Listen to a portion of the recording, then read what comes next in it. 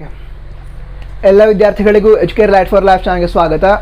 In this video we are going to derive the expression for efficiency of diesel engine, and in previous video we discussed about meaning of diesel engine and diesel cycle. All these concepts belongs to chapter thermodynamics, which is the first chapter of BSc second semester physics according to CBCS syllabus of Karnataka University, Dharwad. Okay, let us start now and let us derive the expression for efficiency. To derive the expression for efficiency of diesel engine, we used a graph which denotes or which indicates diesel cycle, which is here. Along y-axis we took pressure and along x-axis we took volume, and yeah, this graph represents diesel cycle. By using this diesel cycle we are deriving the expression for efficiency of diesel engine. And in the beginning, yeah, here it is. From B to C pressure remains constant, then quantity of heat absorbed is given by Q1. Diesel ಸೈಕಲಲ್ಲಿ study ಮಾಡಿದ್ವಿ. ಏನು B to C ಏನಿದೆ, B ಮತ್ತು C point ಏನಿದೆ ಅದೆರಡು ಒಂದು ಪ್ರೆಷರನ್ನು line ಮೇಲೆ ತೆಗೆದುಕೊಂಡ್ಬಂದರೆ same ಹೈಟಲ್ಲಿ ಇದ್ದಾವೆ ಅಂತ ಹೇಳಿದ್ರೆ ಏನು ಹೇಳ್ಬೋದು ನಾವು, ಬಿ ಮತ್ತು ಸಿ ಈ ಕಂಪ್ಲೀಟಾಗಿ ಇದೇನಿದೆ ಬಿ ಮತ್ತು ಸಿ ಏನಿದೆ ಅಲ್ಲಿ ಪ್ರೆಷರ್ ಕಾನ್ಸ್ಟೆಂಟ್ ಇದೆ ಅಂತ ಹೇಳ್ಬೋದು. ಓಕೆನಾ. ನಂತರ ಪ್ರೆಷರ್ ಕಾನ್ಸ್ಟೆಂಟ್ ಇದೆ. ನಂತರ ಆ ಒಂದು ಪಾರ್ಟಲ್ಲಿ ಏನಾಗುತ್ತೆ ಅಂತ ಹೇಳಿದ್ರೆ ಆಯಿಲ್ನ ಸ್ಪ್ರೇ ಮಾಡ್ತಾರೆ ಸಿಲಿಂಡರ್ ಒಳಗಡೆ, ಎಂಜಿನಿಯರ್ ಸಿಲಿಂಡರ್ ಒಳಗಡೆ. ಆವಾಗ ಆ ಒಂದು ಆಯಿಲ್ ಬರ್ನ್ ಆಗುತ್ತೆ, ಹೀಟ್ ಎನರ್ಜಿ ರಿಲೀಸ್ ಆಗುತ್ತೆ. ಹೀಟ್ ಎನರ್ಜಿಯನ್ನು ಕ್ಯೂ ಅನ್ನೋ ಲೆಟರಿಂದ ಇಂಡಿಕೇಟ್ ಮಾಡ್ತೇವೆ ಅಥವಾ ಡಿನೋಟ್ ಮಾಡ್ತೇವೆ. Here it is Q1. ಹೀಟೇನು ಲಿಬ್ರೇಟ್ ಆಗಿದೆ ಅಥವಾ ಅಲ್ಲಿ ಜನ್ರೇಟ್ ಆಗಿತ್ತು, ಅದನ್ನು ಅಬ್ಸಾರ್ಬ್ ಮಾಡಿತ್ತು ಆ ಒಂದು ವರ್ಕಿಂಗ್ ಸಬ್ಸ್ಟಾನ್ಸ್, ಅದನ್ನು Q1 ಅಂತ ಇಂಡಿಕೇಟ್ ಮಾಡ್ತೇವೆ ಅಥವಾ ಡಿನೋಟ್ ಮಾಡ್ತೇವೆ. ಓಕೆನಾ. ಈಗ ಥರ್ಮೋಡೈನಮಿಕ್ ಇಕ್ವೇಷನ್ ಇದೆ, ಏನದು, Q is equal to mc delta T. Q ಅಂತ ಹೇಳಿದ್ರೆ amount of heat released, which is equal to m ಅಂತ ಹೇಳಿದ್ರೆ mass of a burning fuel or substance, and C is specific heat and delta T is change in temperature. ಈಗ mass of working ಸಬ್ಸ್ಟಾನ್ಸ್ ಏನಿದೆ ಅದನ್ನು 1 kg ಅಂತ consider ಮಾಡ್ತಾ ಇದ್ದಾರೆ. So m ಇದ್ದಲ್ಲಿ 1 ಅಂತ ಬರೆದ್ರು. ನಂತರ ಸ್ಪೆಸಿಫಿಕ್ ಹೀಟ್ ಅಂತ ಹೇಳಿದ್ನಲ್ಲ, ಸಿ ಅಂತ ಇಂಡಿಕೇಟ್ ಮಾಡ್ತಾರೆ. ಇಲ್ಲಿ ಪಿ ಅಂತ ಯಾಕೆ ಬರೋದು ಅಂತ ಹೇಳಿದ್ರೆ specific heat at constant pressure. ಯಾಕೆ ಬಿ ಟು ಸಿ ಏನಿದೆ ಅಲ್ಲಿ ಪ್ರೆಷರ್ ಕಾನ್ಸ್ಟೆಂಟ್ ಇರುತ್ತೆ, ಅದ್ರ ಸಲುವಾಗಿ ಸಿ ಏನಿದೆ ಅದನ್ನು ಸಿ ಪಿ ಅಂತ ಬರೆದ್ರು, specific heat at constant pressure. Clear ಆಯಿತಾ? ಓಕೆ. ನೆಕ್ಸ್ಟ್ ಡೆಲ್ಟಾ ಟಿ ಅಂತ ಹೇಳಿದ್ರೆ ಚೇಂಜ್ ಇನ್ ಟೆಂಪ್ರೇಚರ್. ಏನಿತ್ತು T2 ಇದ್ದದ್ದು T3ಗೆ ಚೇಂಜ್ ಆಯಿತು. ಹೀಟ್ ಎನರ್ಜಿ ರಿಲೀಸ್ ಆಗಿದ್ದರಿಂದ T3 is greater than T2. ಅಂದರೆ ಟೆಂಪ್ರೇಚರ್ ಏನಿದೆ ಸಿ ಅನ್ನೋ ಪಾಯಿಂಟಲ್ಲಿ ಅದು ಬಿ ಅನ್ನೋ ಪಾಯಿಂಟ್ಗಿಂತ ಹೆಚ್ಚಿರುತ್ತೆ. ಸೊ ನಾವೇನು ಬರೆದ್ರು ಇಲ್ಲಿಗ ಡೆಲ್ಟಾ ಟಿ ಇದ್ದಲ್ಲಿ T3 ಮೈನಸ್ T2 ಡಿಫ್ರೆನ್ಸ್ ಬೇಕು ನಮಗೆ, ಸೈನ್ ಬೇಡ, ಡಿಫ್ರೆನ್ಸ್ ಬೇಕು. ಓಕೆನಾ. ಸೊ ಏನು ಮಾಡಿದ್ರು ನಾವು ಇಲ್ಲಿಗ ಮಾಸ್ ಇದ್ದಲ್ಲಿ 1 kg, ಸಿ ಇದ್ದಲ್ಲಿ C P specific heat at constant pressure into delta T ಇದ್ದಲ್ಲಿ T3 ಮೈನಸ್ T2 ಅಂತ ಬರೆದ್ವಿ. ಕ್ಲಿಯರ್ ಆಯ್ತು ಇದಿಷ್ಟು? ಕ್ಲಿಯರ್ ಆಯಿತು. Next from D to A volume remains constant. D ಮತ್ತು ಏನೋ ಪಾಯಿಂಟ್ ಏನಿದೆ ಆ ಪಾಯಿಂಟ್ ಏನಿದೆ, ಡಿ ಅನ್ನೋ ಪಾಯಿಂಟಲ್ಲೂ ವಾಲ್ಯೂಮ್ V1 ಇದೆ, ಎ ಅನ್ನೋ ಪಾಯಿಂಟಲ್ಲೂ ವಾಲ್ಯೂಮ್ V1 ಇದೆ. ಸೊ ಡಿ ಟು ಏನು ಹೇಳ್ಬೋದು ನಾವು, ವಾಲ್ಯೂಮ್ ಕಾನ್ಸ್ಟೆಂಟ್ ಇರತ್ತೆ ಅಂತ ಹೇಳ್ಬೋದು. Again using the same equation, Q is equal to mc delta T. Mass ಅನ್ನು ಏನು ಹೇಳಿದ ನಾನು 1 kg ಅಂತ ಕನ್ಸಿಡರ್ ಮಾಡ್ತೇವೆ ಅಂತ ಹೇಳಿದ್ದೆ. ಸೊ ಇಲ್ಲಿ 1 ಅಂತ ಬರೆದ್ವಿ. ನಂತರ ಸಿ ಇದ್ದಲ್ಲಿ ಇಲ್ಲೇನು ಕಾನ್ಸ್ಟೆಂಟ್ ಇದೆ, ವಾಲ್ಯೂಮ್ ಕಾನ್ಸ್ಟೆಂಟ್ ಇದೆ. So specific heat at constant volume, ಅದನ್ನು ಸಿ ವಿ ಅಂತ ಬರೆದ್ವಿ. ಇಂಟು ಡೆಲ್ಟಾ ಟಿ ಅಂತ ಹೇಳಿದ್ರೇನು, ಚೇಂಜ್ ಇನ್ ಟೆಂಪ್ರೇಚರ್. T4 ಇದೆ, ನಂತರ ಇಲ್ಲಿ T1 ಇದೆ. ಸರಿನಾ? ಹಾಗಿದ್ರೆ ಚೇಂಜ್ ಇನ್ ಟೆಂಪ್ರೇಚರ್ ಏನಾಗುತ್ತೆ, T4 temperature T4 is greater than T1. ಅದ್ರ ಸಲುವಾಗಿ ಏನು ಬರೆದ್ರೆ ನಾವು T4 ಮೈನಸ್ T1 ಅಂತ ಬರೆದ್ವಿ, which is Q2. Q2 is equal to 1 into C V into T4 minus T1 amount of heat rejected. Okay, amount of heat rejected ಅದನ್ನೇನು ಬರೆದು ನಾವು Q2 ಅಂತ ರಿಪ್ರೆಸೆಂಟ್ ಮಾಡಿದ್ವಿ. Next Q2 divided by Q1 ಅಂತ ಮಾಡಿದ್ವಿ. ಇಲ್ಲಿ ಇಕ್ವೇಷನ್ Q2 ಇದೆ, ಇಲ್ಲಿ Q1 ಇದೆ. Q2 ಡಿವೈಡೆಡ್ ಬೈ Q1 ಅಂತ ಮಾಡಿದ್ವಿ. ಓಕೆನಾ? Q2 ಇದ್ದಲ್ಲಿ ಏನಿದೆ? ಸಿ ವಿ ಇದೆ. Q2 ಇದ್ದಲ್ಲಿ ಏನಿದೆ? C V into T4 minus T1 ಅಂತ ಇದೆ, ಅದನ್ನೆಲ್ಲ ಬರೆದ್ವಿ. Q2 ಇದ್ದಲ್ಲಿ ಬರೆದ್ವಿ, ನ್ಯೂಮರೇಟರಲ್ಲಿ C V into T4 minus T1 ಅಂತ ಬರೆದ್ವಿ. ನಂತರ ಡಿನಾಮಿನೇಟರ್ ಏನಿದೆ? Q1 ಅಂತ ಇದೆ. ಹಾಗಿದ್ರಲ್ಲಿ ಏನಾಗುತ್ತೆ? C P into T3 minus T2, C P into T3 minus T2. Clear ಆಯಿತಾ? ಹಾಗಿದ್ರೆ Q2 by Q1 is equal to ಏನಾಯಿತು? C V into T4 minus T1 divided by C P into T3 minus T2 ಅಂತ ಆಯಿತು. Clear ಆಯ್ತು? ಇಲ್ಲಿ clear ಆಯಿತು.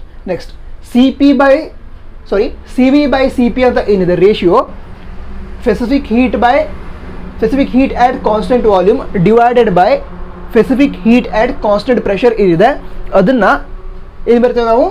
1 by gamma ಅಂತ ಬರಿತೇವೆ. ಓಕೆನಾ?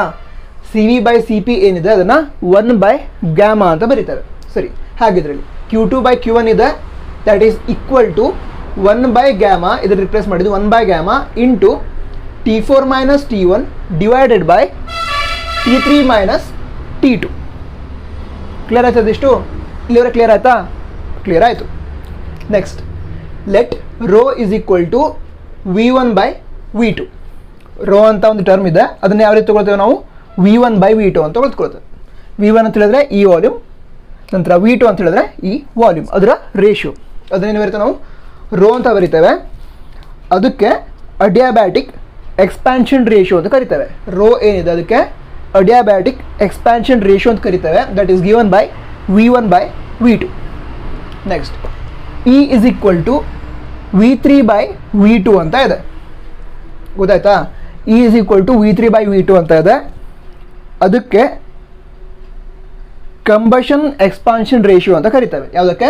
V3 by V2 which is equal to E, ಅದನ್ನು combustion expansion ratio or fuel cut off ratio ಅಂತ ಕರಿತೇವೆ ಈ ಅನ್ನೋ ಟರ್ಮಿಗೆ. ಸರಿನಾ? ಸರಿ. ನೆಕ್ಸ್ಟ್ ಏನು?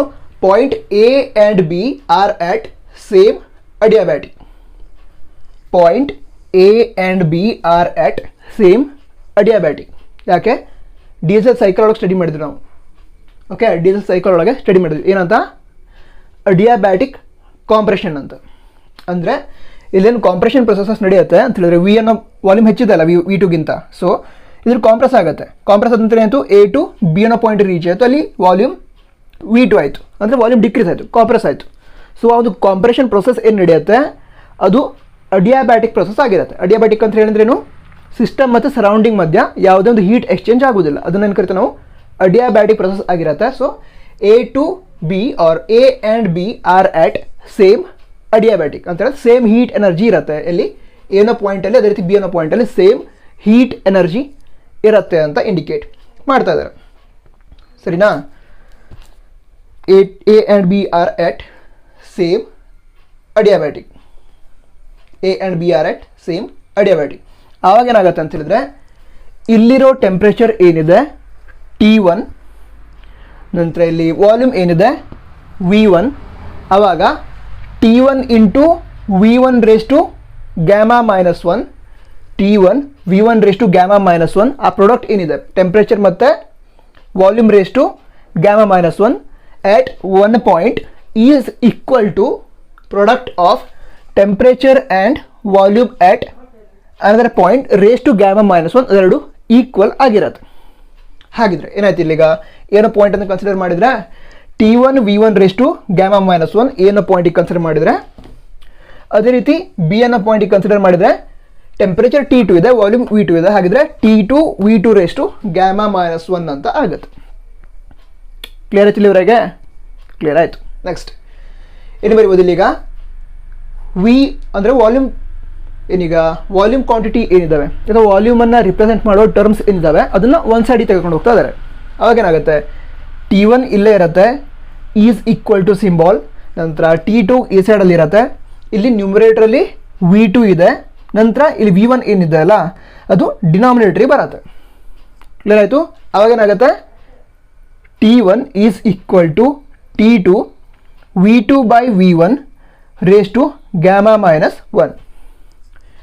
V2 by V1 raise to gamma minus 1 ಅಂತ ಆಗುತ್ತೆ. ಯಾಕೆ? ಈ ಸ್ಟಾರ್ಟಿಂಗಲ್ಲಿ ಏನಾಗಿರುತ್ತೆ, ಇಲ್ಲಿ ಇದನ್ನು ಈ ಕಡೆ ತಗೊಂಬಂದರೆ T2 is equal to T1 V2 raise to gamma minus 1 divided by V1 raise to gamma minus 1 ಇರುತ್ತೆ. ಸೊ ಇಲ್ಲೇನು ಮಾಡಿದ್ರು, V2 ಬೈ V1 ತೊಗೊಂಡ್ರು, ನಂತರ ಗ್ಯಾಮಾ ಮೈನಸ್ 1 ಎರಡು ಸೇರಿಸಿ ಒಂದೇ ಕಡೆ ಬರೆದ್ವಿ ಪವರ್ ಆಗಿ. ಓಕೆನಾ? ಕ್ಲಿಯರ್ ಆಯಿತಾ? ಕ್ಲಿಯರ್ ಆಯಿತು.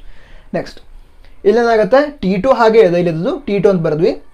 ನಂತರ ಇಲ್ಲಿ ನ್ಯೂಮರೇಟ್ರಲ್ಲಿ V2 ಏನಿದೆ ಅದನ್ನು ಡಿನಾಮಿನೇಟರ್ ತಗೊಂಡೋದ್ರೆ T2 ಹಾಗೆ ಇರುತ್ತೆ. ಇಲ್ಲಿ 1 divided by V1 by V2 ಅಂತ ಬರಲಿಕ್ಕೆ ಆಗುತ್ತೆ. ಆ ರೀತಿ ಬರೆದ್ವಿ. ನಂತರ ಇಲ್ಲಿ ಪವರ್ ಇದೆಲ್ಲ ಅದನ್ನು ಬರೆದಿದ್ದು ಯಾವುದು, ರೇಸ್ ಟು ಗ್ಯಾಮಾ ಮೈನಸ್ 1 ಅಂತ. ಕ್ಲಿಯರ್ ಆಯಿತು? ಆಯಿತು. Next T1 is equal to T2, T1 is equal to T2. ನಂತರ V1 by V2 is equal to rho ಅಂತ ಬರೆದಿದ್ವಿ. ಸೊ ಇಲ್ಲಿ 1 divided by V1 by V2 ಇದೆ, ಅದೇನಾಗುತ್ತೆ 1 ಬೈ ರೋ ಅಂತ ಆಗುತ್ತೆ. ನಂತರ ಇಲ್ಲಿ ಪವರ್ ಇದೆ ರೇಸ್ ಟು ಗ್ಯಾಮಾ ಮೈನಸ್ 1. ಹಾಗಿದ್ರೆ T1 ಅನ್ನೋ ಟರ್ಮ್ ಏನಿದೆ ಅದನ್ನು in terms of T2 express ಮಾಡ್ಬೋದು. ಅವಾಗೇನಾಗುತ್ತೆ, T1 is equal to T2 into 1 by rho raise to gamma minus 1 ಅಂತ ಆಗುತ್ತೆ. T1 ಏನಿದೆ ಅದನ್ನು ನಾವು in the form of T2 express ಮಾಡಿದ್ವಿ. ಅದೇ ರೀತಿ ಬೇರೆ ಟೆಂಪ್ರೇಚರ್ಸ್ ಯಾವುದಿದ್ದಾವೆ ಈಗ T3 ಮತ್ತು T4 ಅದನ್ನು ಕೂಡ ಇನ್ ಟರ್ಮ್ಸ್ ಆಫ್ T2 ನಾವು ಎಕ್ಸ್ಪ್ರೆಸ್ ಮಾಡ್ತಾ ಇದ್ದಾವೆ. ಅದರ ನಂತರ ಇಲ್ಲಿ ಎಫಿಷಿಯನ್ಸಿ ಈಕ್ವೇಷನಲ್ಲಿ ಸಬ್ಸ್ಟಿಟ್ಯೂಟ್ ಮಾಡಿದ್ರೆ ಫೈನಲ್ ಈಕ್ವೇಷನ್ ಬರುತ್ತೆ. ಸರಿ, T1 ಫೈಂಡ್ ಔಟ್ ಮಾಡಾಯ್ತಾ ಈಗ. Next points B and C are at same pressure. B and C are at same pressure. ಈಗ ಯಾವುದಾದ್ರೂ ಒಂದು ಸಿಸ್ಟಮ್ ಸೇಮ್ ಪ್ರೆಷರ್ಲಿ ಇತ್ತು ಅಂತ ಹೇಳಿದ್ರೆ, ಅಥವಾ ಅದೊಂದು ಪ್ರೊಸೆಸ್ ನಡಿಬೇಕಾದ್ರೆ ಆ ಒಂದು ಪ್ರೊಸೆಸ್ ಸೇಮ್ ಪ್ರೆಷರ್ಲಿ ಇತ್ತು ಅಂದರೆ ಕಾನ್ಸ್ಟೆಂಟ್ ಪ್ರೆಷರ್ಲಿ ಇತ್ತು ಅಂತ ಹೇಳಿದ್ರೆ ಅದರ ಒಂದು ಪ್ರಾಪರ್ಟಿ ಇರುತ್ತೆ, ಏನು, ratio of temperature to volume at 1 point is equal to ratio of temperature to volume at another point. ಅಂದರೆ ಒಂದು ಪ್ರೊಸೆಸ್ ಇದೆ, ಆ ಪ್ರೊಸೆಸ್ ನಡೆದಿದೆ. ಸೊ ಅಲ್ಲಿ ಕಾನ್ಸ್ಟೆಂಟ್ ಪ್ರೆಷರ್ ಇತ್ತು ಅಂತ ಹೇಳಿದ್ರೆ, ಆ ಒಂದು ಪ್ರೊಸೆಸ್ ನಡಿಬೇಕಾದ್ರೆ ಕಾನ್ಸ್ಟೆಂಟ್ ಪ್ರೆಷರ್ ಇತ್ತು ಅಂತ ಹೇಳಿದ್ರೆ ಆವಾಗ ರೇಷಿಯೋ ಆಫ್ ಏನು temperature to volume at 1 point ಅಂದರೆ ಒಂದು ಟೈಮ್ ಇಂಟರ್ವಲ್ ಅಂತ ಹೇಳ್ಬೋದು. ಅದರ ನಂತರ ಒಂದು 5 ಮಿನಿಟ್ಸ್ 10 ಮಿನಿಟ್ಸ್ ಏನೋ ಆಯಿತು, ಅಥವಾ ಒಂದು ಪ್ರೊಸೆಸ್ಸೇ ನಡೀತು, ಆವಾಗಲೂ ಕೂಡ ಆ ಒಂದು ಪ್ರೆಷರ್ ಕಾನ್ಸ್ಟೆಂಟ್ ಇದೆ. ಆವಾಗ ratio of temperature to the volume at another point ಎರಡು ಈಕ್ವಲ್ ಆಗಿರುತ್ತೆ. ಕ್ಲಿಯರ್ ಆಯಿತು? ಕ್ಲಿಯರ್ ಆಯಿತು. ನೆಕ್ಸ್ಟ್ ಹಾಗಿದ್ರೆ ಇಲ್ಲೇನು B and C are at same pressure. ಹಾಗಿದ್ರೆ ratio of temperature to volume at B ಏನಾಗುತ್ತೆ, ಟೆಂಪ್ರೇಚರ್ ಯಾವುದು T2, ವಾಲ್ಯೂಮ್ V2. ಹಾಗಿದ್ರೆ ಏನಾಗುತ್ತೆ ಇಲ್ಲಿಗೆ, okay, T2 by V2 at point B, ಅದನ್ನು ಆ ಸೈಡ್ ಬರ್ತದೆ. ಓಕೆ, T2 ಬೈ V2 ಅಂತ ಆಯಿತು. ನೆಕ್ಸ್ಟ್ ಆಟ್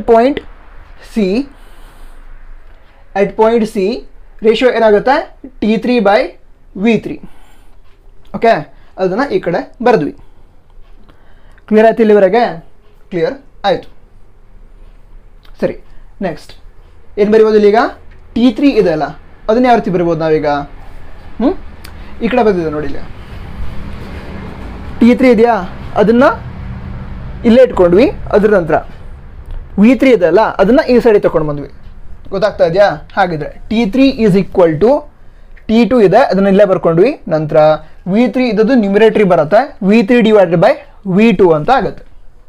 ಕ್ಲಿಯರ್ ಆಯಿತು? ಈಗ V3 ಬೈ V2 ಅಂತ ಹೇಳಿದ್ರೆ ಏನು ಬರ್ತೀವಿ ನಾವು, V3 ಬೈ V2 ಅಂತ ಹೇಳಿದ್ರೆ E ಅಂತ ಬರ್ದಿದ್ವಿ. Okay, combustion expansion ratio E ಅಂತ. ಸರಿ, ಹಾಗಿದ್ರೆ T3 is equal to T2 into E ಅಂತ ಆಯಿತು. ಕ್ಲಿಯರ್ ಆಯ್ತು ಇಲ್ಲಿವರೆಗೆ? ಕ್ಲಿಯರ್ ಆಯಿತು. ನೆಕ್ಸ್ಟ್ ಏನಿದೆ, ಹಾಗಿದ್ರೆ C and D are on same adiabatic. C and D are at same adiabatic. ಅಂತಂದರೆ ಅಡಿಯಾಬ್ಯಾಟಿಕ್ ಪ್ರಾಸೆಸ್. ಅಡಿಯಾಬ್ಯಾಟಿಕ್ ಪ್ರಾಸೆಸ್ ಅಂದ್ರೇನು? ಆ ಒಂದು ಪ್ರೊಸೆಸ್ ನಡಿಬೇಕಾದ್ರೆ ಕಾನ್ಸ್ಟೆಂಟ್ ಇರ್ತದೆ. ಏನು ಕಾನ್ಸ್ಟೆಂಟ್ ಇರ್ತದೆ? ಹೀಟ್ ಎನರ್ಜಿ ಕಾನ್ಸ್ಟೆಂಟ್ ಇರ್ತದೆ. ಆವಾಗ ಆ್ಯಟ್ ಒನ್ ಪಾಯಿಂಟ್, ಎಲ್ಲಿ? ಆ್ಯಟ್ ಪಾಯಿಂಟ್ ಡಿ ಏನು ಹೇಳಿದೆ ನಾನು? ಈ ರೀತಿ ಪ್ರೊಸೆಸ್ ನಡಿಬೇಕಾದ್ರೆ, ಅಡಿಯಾಬ್ಯಾಟಿಕ್ ಪ್ರೊಸೆಸ್ ನಡಿಬೇಕಾದ್ರೆ product of temperature and volume raise to gamma minus 1 at 1 point is equal to product of temperature and volume raised to gamma minus 1 at another point. ಎರಡು equal ಆಗಿ ಇರುತ್ತೆ. ಹಾಗಿದ್ರೆ ಒಂದು ಕಡೆ ಟೆಂಪ್ರೇಚರ್ T4 ಇದೆ, volume V4 ಇದೆ. ಅದೇ ರೀತಿ ಒಂದು ಕಡೆ ಟೆಂಪ್ರೇಚರ್ ಏನಿದೆ T3 ಇದೆ, ವಾಲ್ಯೂಮ್ V3 ಇದೆ. ಸರಿನಾ? ಹಾಗಿದ್ರೆ ಎಟ್ ಪಾಯಿಂಟ್ ಡಿ ಏನಾಗುತ್ತೆ? T4 V4 raised to gamma minus 1 ಅಂತ ಆಗುತ್ತೆ. T4 V4 raised to gamma minus 1 at point D. ಅದರ ನಂತರ at point C ಏನಾಗುತ್ತೆ? Temperature T3 volume V3 raised to gamma minus 1 ಇವೆರಡು ಈಕ್ವಲ್ ಅಂತ ಬರೀಬಹುದು. ಈಗ ಇಲ್ಲಿ ಮತ್ತೊಂದು ಟರ್ಮ್ ಬರ್ತಿದ್ದೇವೆ, ಯಾವುದು? V4 is equal to V1 ಅಂತ. V4 ಅಂತ ಹೇಳಿದ್ರು ವಾಲ್ಯೂಮ್ ಎಟ್ ಡಿ V4 ಅಂತ ಹೇಳಿದ್ರೆ that is equal to V1 ಅಂತ. ಹೌದಾ? ಹೌದು. ಯಾಕೆ? ಡಿ ಅನ್ನೋ ಪಾಯಿಂಟ್ ಇದೆ, ಅದೇ ಟೆಂಪ್ರೇಚರ್ T4 ಇರೋದಕ್ಕೆ ಜಸ್ಟ್ ಇಂಡಿಕೇಶನ್ಗೆ ವಾಲ್ಯೂಮ್ ಚೇಂಜ್ ಆಗಿದೆ ಅಲ್ಲ, ಇಲ್ಲಿಂದ ಚೇಂಜ್ ಆಗಿದೆ ಅಲ್ಲ, ಅದಕ್ಕೆ V4 ಅಂತ ಬರೆದ್ವಿ. ಸೊ ಇಲ್ಲಿ ಡಿ ಅನ್ನೋ ಪಾಯಿಂಟಲ್ಲಿ ಏನಿದೆ ಅದು ಟೆಂಪ್ರೇಚರ್ V1 ಆಗಿರುತ್ತೆ. ಅದಕ್ಕೆ ಏನು ಬರೋದು ನಾವು? V4 is equal to V1 ಅಂತ ಬರೆದ್ವಿ. ಕ್ಲಿಯರ್ ಆಯಿತಾ? ಸರಿ. ಹಾಗಿದ್ರೆ ಇದನ್ನು ಯಾವ ರೀತಿ ಬರೆಯೋದು ಈಗ? ಈ ಈಕ್ವೇಷನನ್ನು T4 is equal to T3 ಹಾಗೆ ಇದೆ, ನಂತರ V3ಲಿ ನ್ಯೂಮರೇಟರ್ ಇದೆ V3 raised to gamma minus 1, V4 ಏನಿರುತ್ತದು ಡಿನಾಮಿನೇಟರಿ ಬರುತ್ತೆ V4 raised to gamma minus 1 ಅಂತ ಆಗುತ್ತೆ. ಈಗ gamma minus 1 ಏನಿದೆ ಅದನ್ನು ಹೊರಗಡೆ ತೆಕ್ಕೊಂಡು ಅಂತ ಹೇಳಿದ್ರೆ ಬ್ರ್ಯಾಕೆಟ್ ಹಾಕಿ ಬರ್ತಿದ್ದಾರೆ ಅದರ ಪವರನ್ನು. ಓಕೆನಾ? ಹಾಗಿದ್ರೆ ಏನಾಗುತ್ತೆ? T4 is equal to T3 ನಂತರ V3 by V4 raised to gamma minus 1 ಅಂತ ಆಯಿತು. ನೆಕ್ಸ್ಟ್ ಇಲ್ಲಿ T3 ಏನಿದೆ ಅದನ್ನು ಹಾಗೆ ಬರೀತೇವೆ, ನಂತರ V4 is equal to V1 ಅಂತ ಆಗಿತ್ತಲ್ಲ, ಸೊ V4 ಇದ್ದಲ್ಲಿ V1 ಅನ್ನು ಸಬ್ಸ್ಟಿಟ್ಯೂಟ್ ಮಾಡ್ತಾ ಇದ್ದಾವೆ. ಹಾಗಿದ್ರೆ ಏನಾಗುತ್ತೆ? T3 V3 by V1 raised to gamma minus 1 ಅಂತ ಆಯಿತು. ಕ್ಲಿಯರ್ ಆಯಿತು ಇಲ್ಲಿವರೆಗೆ? ಆಯಿತು, ಕ್ಲಿಯರ್ ಆಯಿತು. ನೆಕ್ಸ್ಟ್ ಏನಾಗುತ್ತೆ? T3 ಹಾಗೆ ಬರೀತೇವೆ, ಇಲ್ಲಿ T4 is equal to T3 ಹಾಗೆ ಬರೀತೇವೆ, ನಂತರ ಇಲ್ಲಿ ಬ್ರ್ಯಾಕೆಟ್ ಹಾಕ್ತೇವೆ, ನಂತರ ಯಾವುದಾದ್ರೊಂದು ಟರ್ಮನ್ನು ಮಲ್ಟಿಪ್ಲಿಕೇಶನ್ ಅದೇ ರೀತಿ ಡಿವೈಡ್ ಮಾಡಿದರೆ ಆ ಒಂದು ಪರ್ಟಿಕ್ಯುಲರ್ ನ್ಯೂಮರಿಕಲ್ ವ್ಯಾಲ್ಯೂ ಏನಿರುತ್ತೆ ಅದರ ವ್ಯಾಲ್ಯೂ ಚೇಂಜ್ ಆಗೋದಿಲ್ಲ. ಫಾರ್ ಎಕ್ಸಾಂಪಲ್ ಇಲ್ಲೀಗ 3 ಇದೆ ಅಂತ ತಿಳ್ಕೊಳ್ಳಿ, ಅದಕ್ಕೆ ಇಂಟು 2 ಮತ್ತು ಡಿವೈಡೆಡ್ ಬೈ 2 ಮಾಡಿದ್ರೆ ಏನಾಗುತ್ತೆ?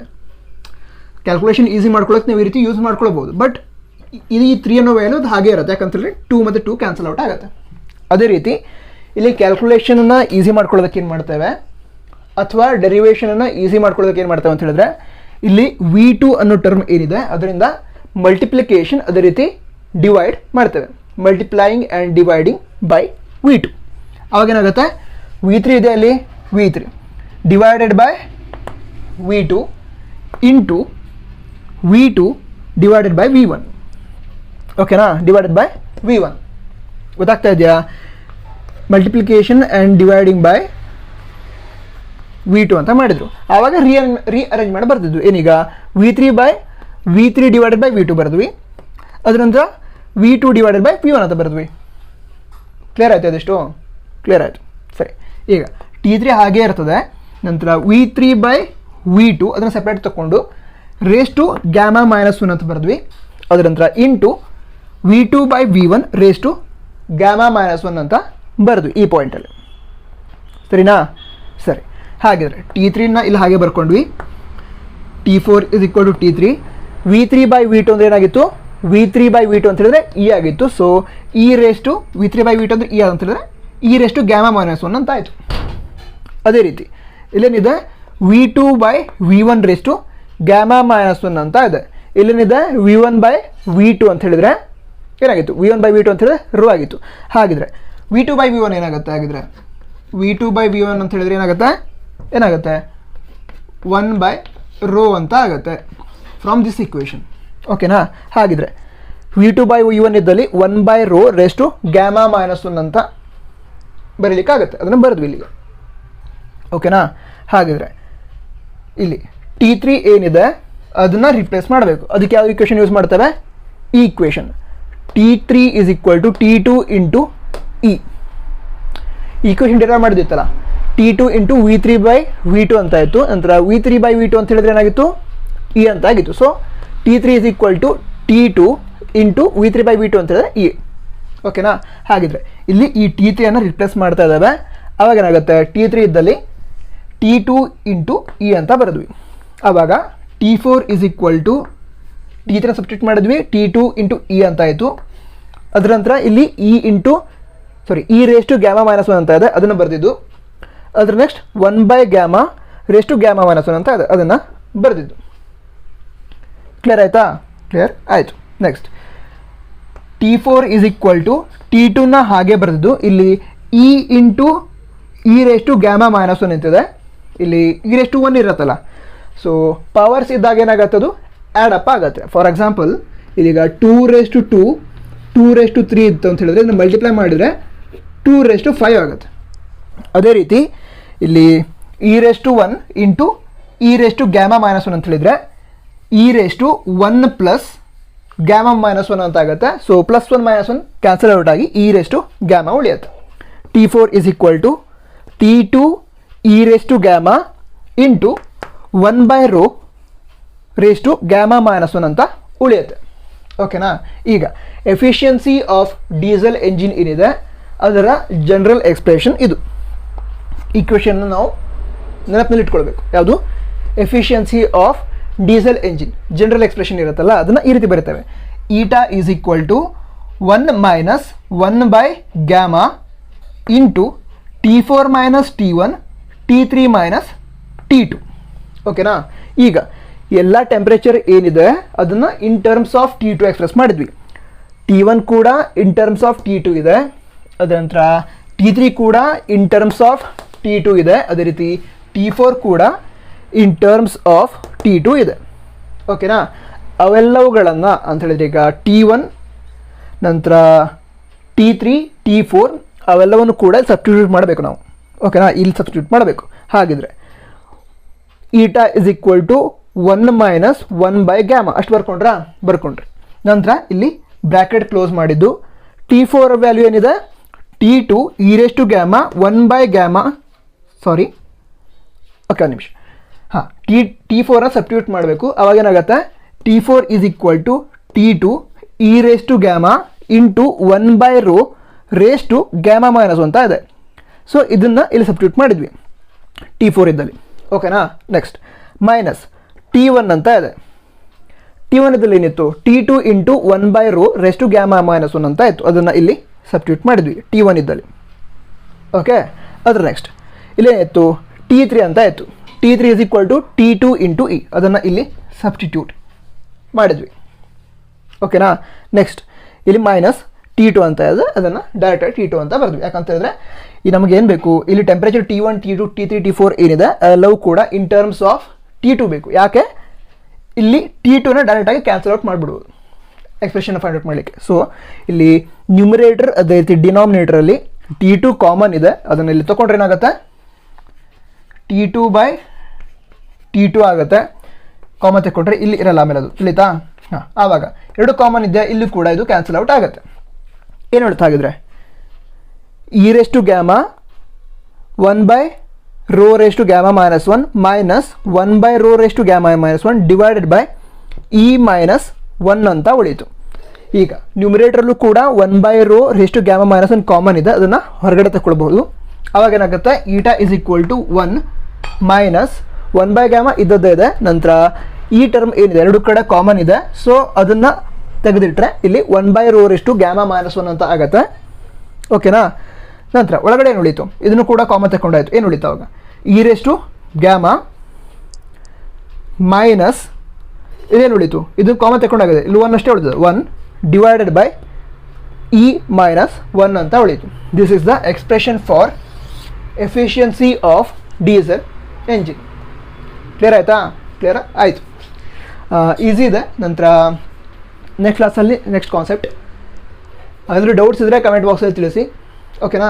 ಸರಿ, all the best. Jai Hind, Vande Mataram.